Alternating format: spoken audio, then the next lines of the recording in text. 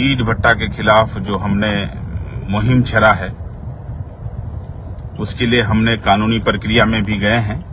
कल डीएम साहब को हमने आवेदन दे करके हमारा जो मांग था, हमारा मांग लिखित हमने दिया है कि जो रेट है वो सार्वजनिक करे और चालान जो नहीं दिया जा रहा है, हम लोगों को पक्का कागज नहीं दिया जा रहा है, जो भी ईटा खरीद करके ला रहा है पक्का चालान दे।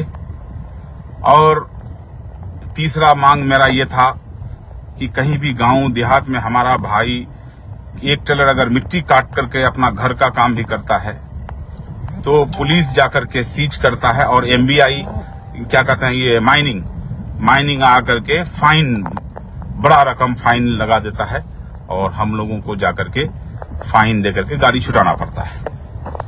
तो मेरा मांग था यही कि बिहार सरकार की तरफ से मिट्टी काटना अगर मना है तो फिर भट्टा वाला के लिए अलग कानून बनाया गया है क्या?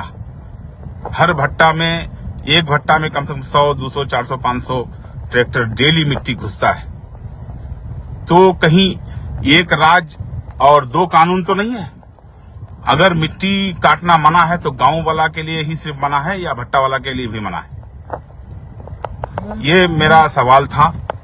हमने लिखित आवेदन दिया, डीएम साहब मुझे आश्वासन दिया है और कहा है कि इस बिंदु पर हम माइनिंग को बुला करके बैठक करते हैं और बैठक करके इसमें कोई रास्ता निकालते हैं। तो मेरा भाइयों से यही कहना है, जो हमारे जनता है, जो हमारे भाई बंधु हैं, जो हमारे ईटा खरीदार हैं, खास करके इंदिरा आवास जिनका हुआ है, उनसे यही कहना है कि हम लोगों का लड़ाई लिखित भी जारी रखे हैं, लेकिन अब जो खरीदार है उसका सहयोग चाहिए। हमको सहयोग ये चाहिए कि अब जो है जहां भी आप ईटा लेने जाएं, ऐसे सुनने में आया है कि 7,000 तो खुलेआम साबोडांगी में बिक ही रहा है, 1 नंबर ईटा। बहादुरगंज, कोचाधामन, टेरहागाज, किशनगंज कहीं भी रेट अब सुनने में आया है कि 9.5, 10, 9.5 बिक रहा है। अब तो कुछ काम कम तो हुआ है, लेकिन हम लोगों को जो सही रेट है वहां तक हम लोगों को पहुंचना है। उसके लिए खरीदारों से आग्रह है कि जहां भी आप खरीदने के लिए जाएं, पक्का चालान ले लें। आपको पक्का चालान मांगना है कि ठीक है, आप जो मांग रहे हैं 9.5, 10, 11 जो भी रेट मांग रहे हैं, हम देने के लिए तैयार हैं, हमको पक्का चालान दीजिए। या नहीं तो जो रेट है 5545 रुपया, जो कहीं भी बाउंड्री बनता है, कोई भी भवन बनता है, तो ईंट का रेट उसमें 5545 रुपया का है। तो चाहे तो आप 5545 रुपया का रेट लीजिए, या नहीं तो हमको चालान, अगर आप जो रेट का रहे हैं उसका चालान दीजिए। आप अगर चालान लेना शुरू कर दिए तो मैं 100% दावे के साथ कह सकता हूं कि आपका रेट जो है सही जगह पर आ जाएगा। अब आपका सहयोग का जरूरत है। और हमारा जो फेसबुक, व्हाट्सएप के जो भाई दोस्त हैं, जो फेसबुकिया साथी हैं, जो हमारे फ्रेंड हैं, मैं उनसे आग्रह करूंगा कि आप मेरा कोई भी ईटा के सिलसिले में वीडियो जारी हो, आप मेहरबानी करके इसको ज्यादा से ज्यादा शेयर करें ताकि हम इस लड़ाई को जीत सकें। लड़ाई छेड़ दिए हैं, अब सिर्फ आप लोगों का सहयोग का जरूरत है।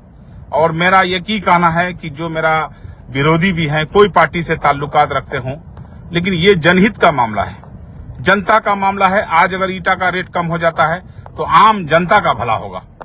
हमारा कोई व्यक्तिगत लड़ाई नहीं है। मैं आप लोगों से आग्रह करना चाहूंगा कि राजनीतिक लड़ाई फिर लड़ी लीजिएगा हमसे, लेकिन इस लड़ाई में आप लोगों का सहयोग चाहिए और आप लोगों का सहयोग तक हम यहां तक पहुंचे हैं। इंशाअल्लाह आप लोगों का अगर भरपूर सहयोग रहा तो आने वाला समय में सही रेट में हम लोगों को ईटा मिलेगा और चालान दे ना दे सही रेट हम लोगों को मिल जाएगा। लेकिन अभी आप लोगों से बस यही आग्रह है कि जहां भी ईटा खरीदने के लिए जाएं, अगर वो रेट सही देता है तो ठीक है, यानी तो आपको कहना है कि हमको पक्का चालान दीजिए।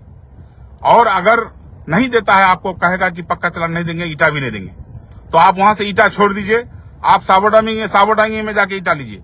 7,000 रुपया प्रत्येक 1000 ईटा दे रहा है। अगर साबोडांगी में कहीं दिक्कत हो तो आप हमसे संपर्क करें। हमारा मोबाइल नंबर है 99 316 00786, 99 316 00786। इस लड़ाई में आपका हमको साथ चाहिए और इंशाल्लाह आने वाला कल इंशाल्लाह ईटा का रेट डाउन होना है। फिर और जो मुद्दे हैं, बालू माफिया हैं और कोई तस्कर हैं और भी कोई बहुत माला मामला है, जैसे बालू का घाट दो एक ठो लेता है खास करके पोठिया में और अवैध उठाना शुरू कर देता है। तो बालू माफिया के साथ भी हम लोग वही करेंगे जो ईटा मालिक के साथ हम लोग किए, और सब भी बहुत सारे मुद्दे हैं, लेकिन इस मामले में आपका सहयोग चाहिए। यही कहा करके मैं